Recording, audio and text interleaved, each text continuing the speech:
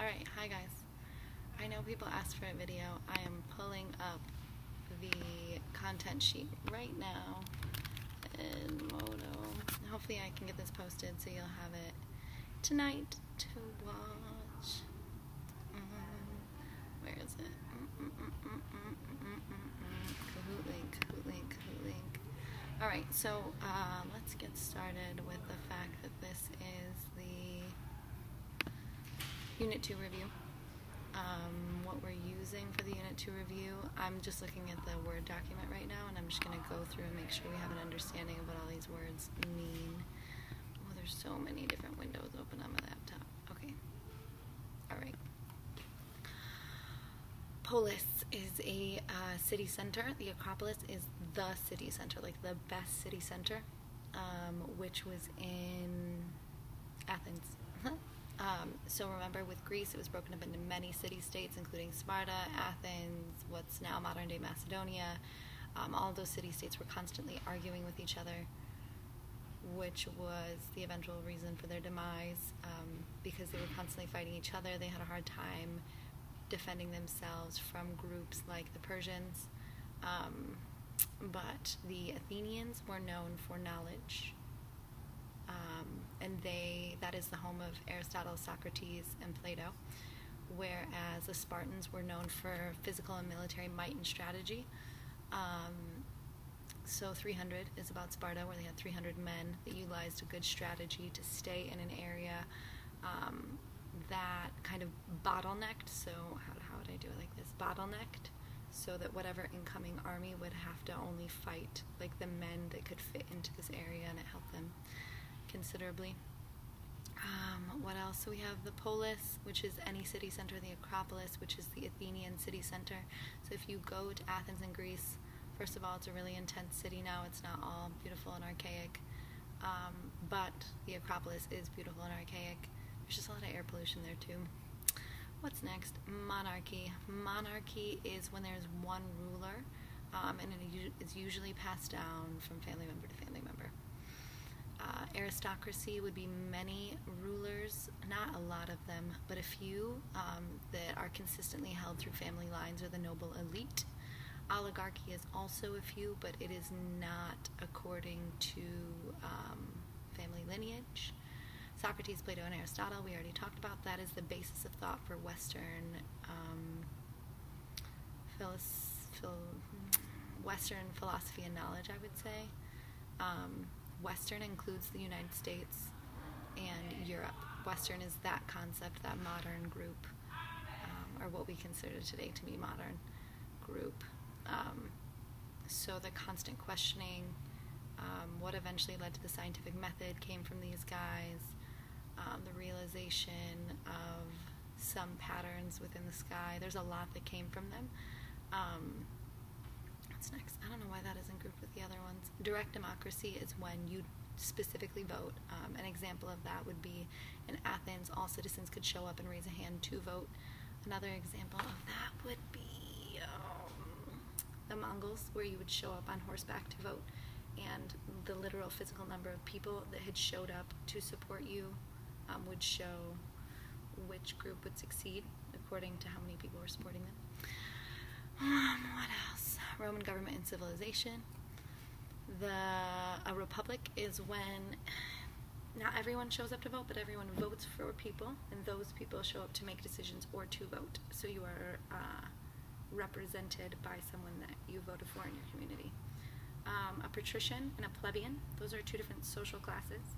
Patricians were high class, elite, wealthy, landowning. Plebeians was the everyday. 90% of people in Rome were plebeian, probably more than 90% to be honest. Farmers, merchants, just people who participated in society that were not the elite. Let's see, a consul. The consuls were the two people that sat, so they had the Senate, then they had the two consuls.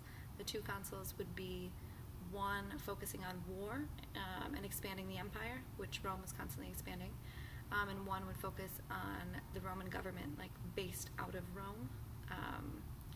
For example, Julius Caesar was a consul, but took it a little too far and then pushed the concept of dictatorship. He was killed, and then the emperors began from the lineage of Julius Caesar. So juxtaposed to the consulate would be the Senate. The Senate is going to be the voting body like our Senate, but they didn't have a House and a Senate. They just had their Senate, which is what our Senate is based off of. A dictator is someone who takes ultimate and complete control of an area. Hannibal is the leader out of Carthage that almost sacked Rome. So Carthage had spread throughout North Africa and into Spain, and as they tried to attack Rome, Scipio was the next person on the list, was identified as a military general of equivalent might and strategy who fought off Hannibal. And the only reason that Rome was able to continue functioning the way that it did and keep expanding north up into the UK, England and Scotland in that area. The rise of Christianity. So remember, the Romans killed Jesus, so Christians weren't always popular. But eventually Christianity became better known. At first it was outlawed, and then Constantine became emperor, and he not only made it legal to be Christian, but he declared that he was Christian himself. And then another emperor, a little bit further down the road, actually made it illegal to practice polytheistic religions and forced everyone to be Christian. Not that everyone really became Christian, but that's how we lost a lot of those Greek and Roman faiths with the multiple gods and all the interesting stories that go along with them. That was the rise of the Roman Catholic Church, or the beginning of the rise of the Roman Catholic Church. Rome had a lot of emperors, and some of them are really crazy. We did projects on those. For example, Nero, who burnt the city and then tried to blame the Christians because he was trying to make Christianity unpopular. There were other very violent emperors. There were also the emperors that focused on really showing the class and style and elitism of Rome through building things like the Colosseum and the Pantheon. Pantheon or Parthenon? Struggling with those two. We did that a while ago. Pretty sure it was the Pantheon. Either way, things like the Colosseums were built in order to distract a lot of people from engaging in the political issues that were happening that day, which is similar to the issues that we see going on in the States. Let's see. Oh, then we switched to Venetian success because I went to Venice. I really wanted to talk about Venice. Venice was a successful republic that stayed separate from Rome. Part of the reason that they were so successful is they were made up of refugees, so they were very, not super religiously diverse, but very religiously tolerant. They were really just worried about making money. The way that Venice functioned was a republic, so they had 500 senators, which Venice isn't that big, so 500 senators is a lot of senators to be showing up for how big Venice was. Of all of the elite families in Venice, they would function under the Doge. The Doge was like an ambassador who would speak with other groups and maintain trade alliances and routes. Let's see. They flourished up into the Middle Ages, and they really fell apart when the Black Plague hit. They were hit very, very hard, and they thought that it was because, or a lot of people thought as the Catholic Church was coming out with all these decrees that the reason that they were hit so hard was because they were all about the money and the prostitutes. But, I mean, they made a lot of money, and Venice is still beautiful. It's sinking, but it's beautiful. Okay. Renaissance. We're going to get into that. You don't really need to know that because we're going to get into that for the next chapter type thing. But know that everything that happens in the Dark Ages leads to the Renaissance. Oligarchy, which was put there again. I don't like that that's there again because they had a Doge and they were a republic. I should have paid more attention when I put this together. Crusades. Part of the reason that Venice came up was because of the Crusades. Christian warriors from Europe trying to reclaim land that was currently occupied, owned by Muslims, who also consider that land holy. So everybody's got some religious claim to the area. But the Crusades was looking for holy relics, trying to take back land, trying to find different scriptures or things that might be important to faith. The Crusades came through Venice, I think on the 3rd or 4th Crusade, And as they were going through Venice, they requested ships to be made. They didn't show up with enough men for all the ships, but they had to pay for all the ships anyways. So that actually gave Venice the opportunity to keep some of those ships, but still charge for them, which means they made an excessive amount of money. And they also had a new navy fleet to patrol the Adriatic Sea and maintain their trade routes. The salt trade that they brought in from Africa was a big thing that changed the way that meat was consumed in Europe. And people really required it in Europe, but because people were so religious, they refused to trade with people that were not of their own religion. But Venice allowed things to trade through them, so that's how a lot of people in Europe continue getting salt. They're considered a maritime republic because they make their money off of the fact that their trade routes exist, and all of their trade routes are through the water. Also, like, the main city of Venice is in water. It is water. The whole city is water. Water and marble and stone. The Adriatic Sea is where they are based, and the Doge is the head of the republic. He wears a very funny hat. Feel free to look up a picture of him right now while I scroll down. All right. What was the Black Plague, the Black Plague, or the bubonic plague, or the Black Death, however you want to phrase it, was a disease that was most likely brought from the reopening of trade routes that had been previously laying dormant. That trade route meant that different bacteria and viruses that existed in other areas were easily getting into Europe that had not been there before, so people were not immune to them. There were two forms of the Black Plague. One was these sores that you would get all over your body, and they would turn black, which is why it's called the Black Plague, and they would bubble up and pus, and they smelled putrid and were disgusting, and it took about 5 days to die if you were going to die. There was a 60% chance you were going to die if you had it, and the 60% chance was that you would die within 5 days. The other version was, how did it go? It was like a pneumonic, pneumonic plague, meaning that if you caught it, you died within hours, and it was spread the way pneumonia is. So if you cough and someone else breathes in those particles within a certain amount of time, they catch it. So it's very easily spread. Things were not clean then, which is what led to the innovations like medicine that we have today, because we had to react to what was happening during the Black Plague. Byzantine Empire. The Byzantine Empire was the Eastern Roman Empire, so the Western Roman Empire was sacked. First of all, the Roman Empire was split because it was so big. It was very hard to rule, and nobody knew who they should be paying, like who they should be listening to, whether it was the people in Constantinople or the people in Rome, because the capitals kept switching.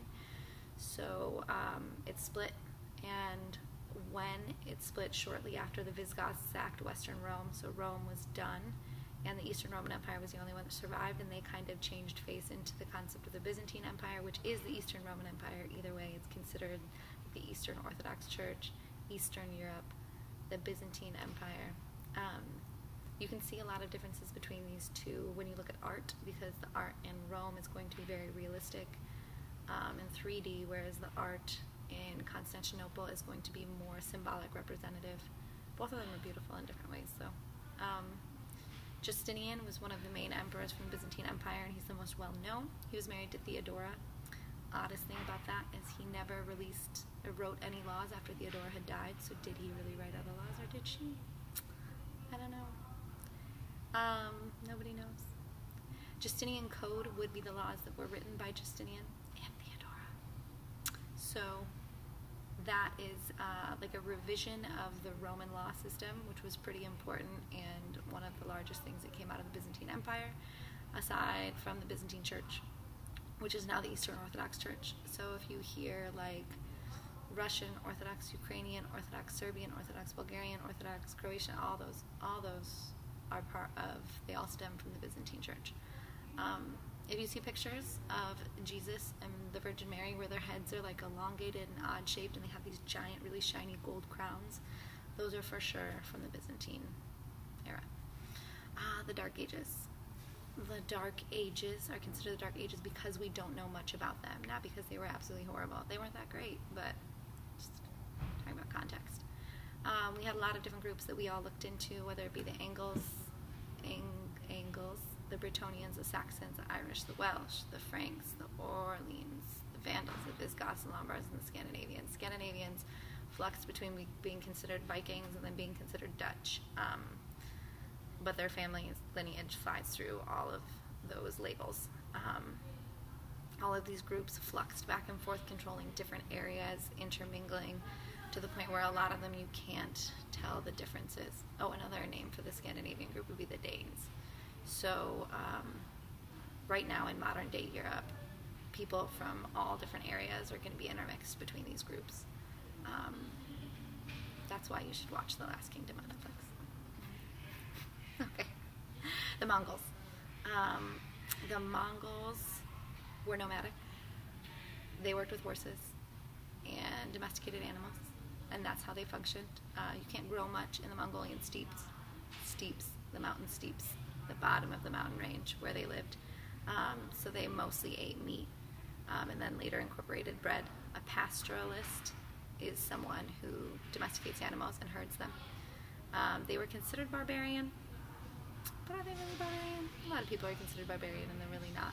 We just didn't understand the way they lived. And now that we understand that they were so accepting of religious diversity, they're not really considered a barbarian anymore. A Khan is a leader. Genghis Khan was the top leader that came through and united all of the groups. Sorry, it looked like someone was coming up here. United all of the groups.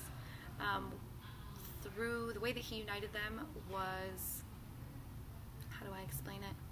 I talked about it in the Kahoot today. The way that he united them was he promoted people based on merit. That was a big part of why people respected him, is he didn't promote people based on family ties. He also would kill the leaders of tribes that he conquered, but then take the people and incorporate them into positions within his own group. That included very well-educated people that he utilized for tasks that the Mongols did not particularly do well or really focus on, like record keeping. Also the horses, the fact that they were so bonded to the horses and the fact that everyone had horses made them an elite military force, and they could adapt to whatever they could see. For example, they saw a catapult, they made a catapult. There was no, oh, how did they do that? They just figured it out and did it themselves.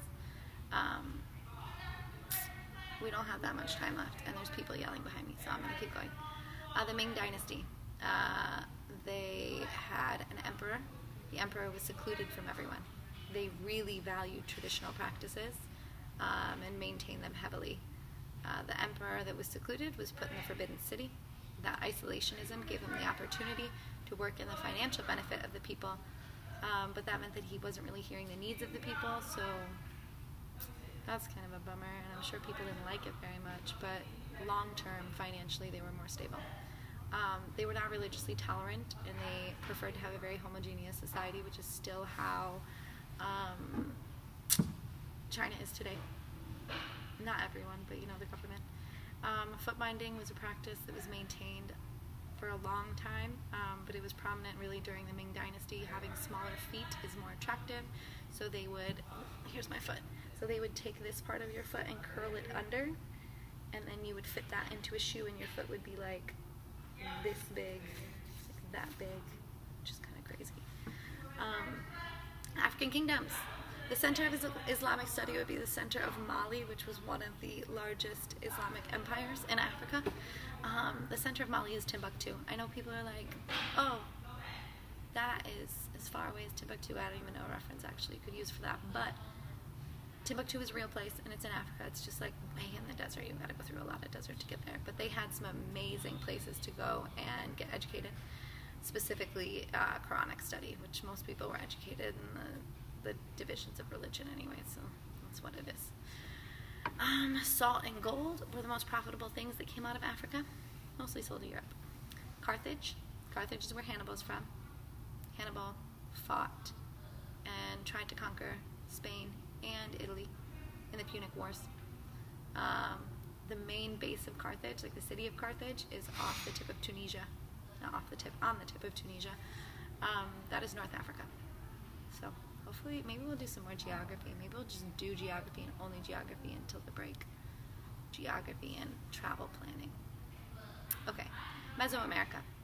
The Mayans, Aztecs, and Incas are the three most prominent groups, if we don't mention the ones that are in like modern-day United States.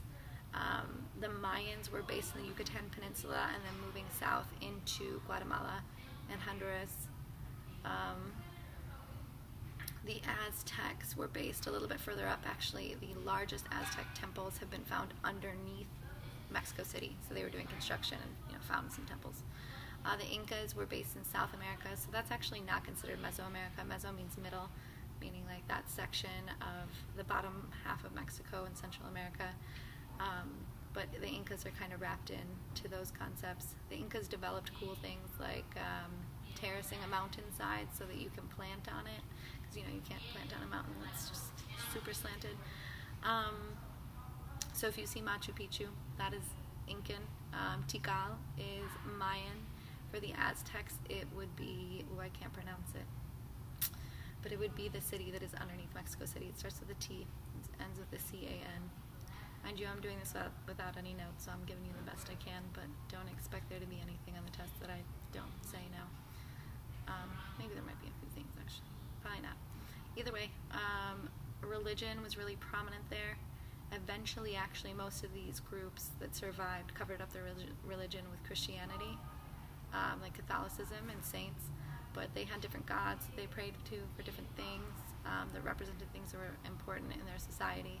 The Aztecs are specifically known for human sacrifice, and they had some issues within their government because of how much human sacrifice they were doing. And they were like lacking in slave labor because they were sacrificing all their slaves to the gods. Foods. I just imagine if we could only eat the food that was grown here. You know how boring? Not boring. You know how different our diet would be? So there were a lot of like wild grains. Maize, which is corn, a little product of corn. Squash, pumpkins, wild game, depending on where you were, what game you could find. The Incans were known for guinea pig, which you can still go to Peru. I don't think many people like eat it for fun anymore in Peru, but as a tourist you could for sure go and eat it. It's expensive though. Most of these groups rose because of their agricultural practices, but they also fell because of their agricultural practices because the climate changed and they couldn't adapt their practices to the changing climate. So a lot of people died of starvation or internal conflict they had with each other, or what was the other one? Climate change, starvation, or disease that was brought over from Europeans. But in reality, like by the time the Europeans got there, a lot of these civilizations were already in decline, but they made it way worse and just tore apart these groups of people, whether it was to utilize them for slave labor or just to take their land or to fight them. The Taino, if you go to any Caribbean island, there will be people of Taino descent, and the stories are just insane what happened to those people once the Spaniards really took over. That's all I got. It was a whole 23 minutes long. It's really long. And it's 3:14, so I need to start walking to my car. Hopefully this is helpful to all of you. Hopefully you watch it. Ooh, look at those eyebrows.